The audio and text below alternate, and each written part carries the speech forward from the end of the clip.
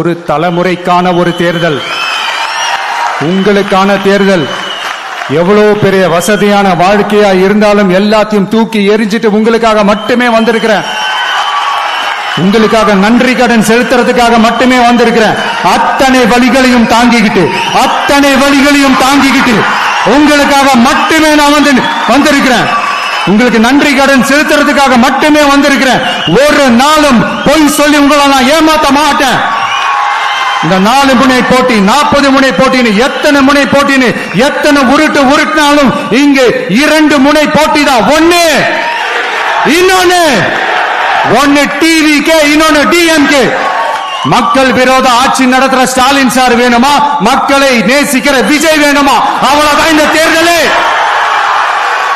அதனால உங்க விஜய்க்கு, உங்க அண்ணனுக்கு, உங்க தம்பிக்கு, உங்க பிள்ளைக்கு